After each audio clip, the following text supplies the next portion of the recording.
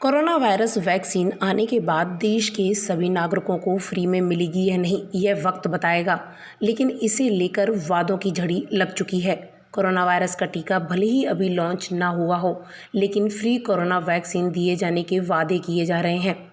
मुफ्त corona vaccine के BJP के चुनावी वादे पर अब सियासत तेज हो गई है। बिहार के बाद अब राजस्थान में भी कोरोना वैक्सीन को लेकर सियासी बयानबाजी शुरू हो गई है। सीएम अशोक गहलोत ने केंद्र सरकार से मांग की है कि वह देश के प्रत्येक नागरिक को मुफ्त वैक्सीनेशन की घोषणा करे।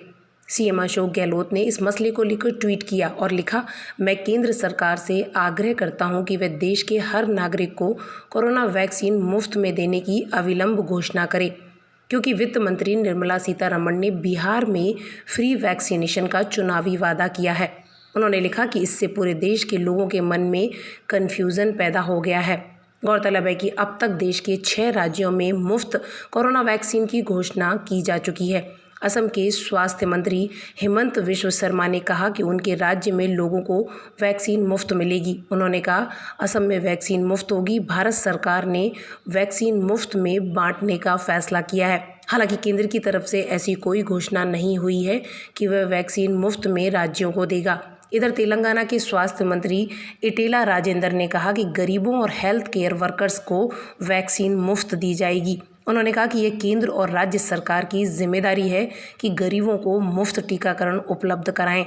वहीं असम और तेलंगाना से पहले मध्य प्रदेश, तमिलनाडु और कर्नाटक की सरकारों ने भी मुफ्त में टीके लगाने की घोषणा की है। एमपी सीएम शिवराज सिंह चौहान ने कहा, राज्य सरकार उन लोगों को मुफ्त में टीके लगवाएगी जो इसका खर्च नहीं उठा सकते।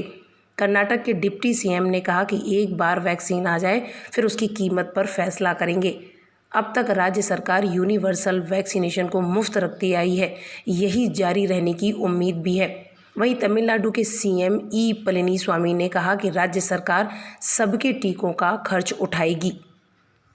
गौरतलब है कि बिहार विधानसभा चुनाव में बीजेपी द्वारा फ्री कोरोना वैक्सीन के वादे पर महाराष्ट्र के मुख्यमंत्री उद्धव ठाकरे ने भी निशाना साधा।